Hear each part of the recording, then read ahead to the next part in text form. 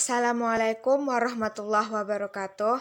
Kami dari kelompok 8 yang beranggotakan Nisa Aulia, Putri Radisa Aulia, dan Rini Wediana dari jurusan Tadris IPS, Fakultas Tarbiyah dan Keguruan UIN Sultan Syarif Kasim Riau. Di sini kami akan mempresentasikan tugas fikih munakahat, yaitu walimah dan menghadiri walimah. Yang pertama, definisi walimatul usri.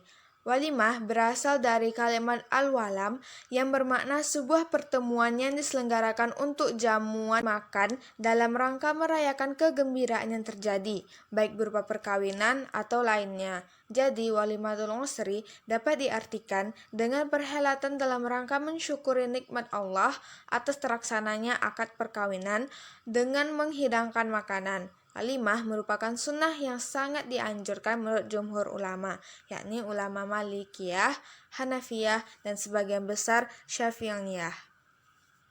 Berikutnya, tata cara penyelenggaraan walimatul usri. Menyaksikan upacara pengantin muslim dalam suasana penuh kegembiraan merupakan hal yang mulia, sebab akan memperluas persaudaraan dan membina hubungan kasih sayang sesama kaum muslim. Dengan demikian, persatuan umat benar-benar dapat terwujud dengan ikatan yang kokoh, untuk menciptakan suasana penuh kegembiraan dan dapat diciptakan karena mengikuti aturan yang ada, seperti yang pertama, bila ada kesempatan, hendaknya melakukan walimah dengan menyembelih seekor kambing atau lebih. Sebagaimana hadis yang diriwayatkan oleh Bukhari dan Muslim dari Anas, saya tidak pernah melihat Rasulullah SAW menghadiri walimah terhadap istri-istrinya sebagaimana walimah terhadap Zainab. Beliau menyembelih seekor kambing. Yang kedua, apabila tidak mempunyai kemampuan, maka penyelenggaraan dianggap sah dengan menyajikan makanan apapun yang mudah baginya. 3. Menghormati tamu hendaknya mengikuti ketentuan sunnah, yaitu memberi makan kepada orang-orang yang baik. Dalam hadis yang diriwayatkan oleh Abu Daud dan Tirmizi, Nabi SAW bersabda, "Janganlah makan hidanganmu, melainkan orang yang bertakwa." Yang keempat, tidak diperkenankan mengundang orang-orang yang kaya dan mempunyai kedudukan saja, sementara itu orang-orang miskin terlupakan. Dan yang kelima, diperkenankan mengadakan walimah 3 hari setelah upacara perkawinan berlangsung, yaitu saat pertemuan antara kedua mempelai. Dalam hadis yang diriwayatkan oleh Abu Ya'la dengan sanad kuat dari Anas, Nabi telah menikah dengan Syafiyah dan maharnya ialah membebaskannya dari perbudakan, sedangkan walimahnya 3 hari setelah itu. Baiklah, materi berikutnya akan dilanjutkan oleh rekan saya, yaitu Putri Radisa Aulia.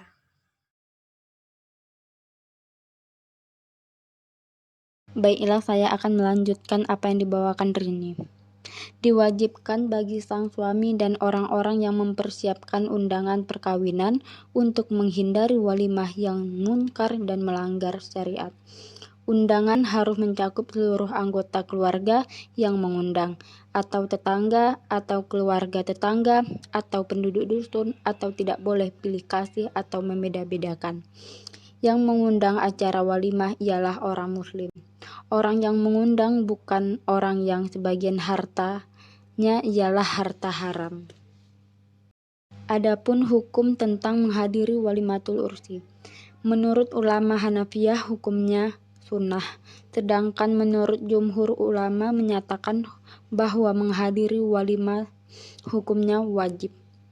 Hadis Nabi SAW bersabda, barang siapa diundang untuk menghadiri walimah, lantas ia tidak menghadirinya, maka ia telah bermaksiat kepada Rasulullah SAW.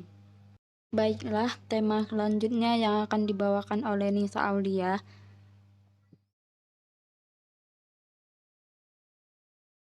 Baiklah, terima kasih Putri. Selanjutnya saya akan melanjutkan membaca makalah kami. Hikmah syariat walimatul usri.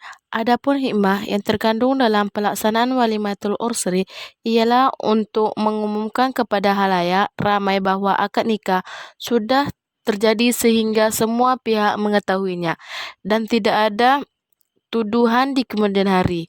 ulama Malkiyah dalam tujuan untuk memberitahu terjadinya perkawinan itu lebih mengutamakan walimah dan menghadirkan 2 orang saksi dalam akad perkawinan. Hukum menghadiri walimah itu bila diundang pada dasarnya ialah wajib. Meskipun seorang wajib menghadiri walimah, namun para ulama memberikan kelonggaran kepada yang diundang untuk tidak datang dalam hal-hal berikut. Dalam walimah dihidangkan makanan atau minuman yang diyakini tidak halal. Yang kedua, yang diundang hanya orang kaya dan tidak mengundang orang miskin. Yang ketiga, dalam walimah itu ada orang yang tidak berkenan dengan kehadirannya. Yang keempat, dalam rumah tempat walimah itu terdapat perlengkapan yang haram. Yang kelima, dalam walimah diadakan perkawinan yang menyalahi aturan agama. Baiklah, hal ini dapat dari kelompok kami sampaikan. Lebih dan kurang saya mohon maaf. Assalamualaikum warahmatullahi wabarakatuh.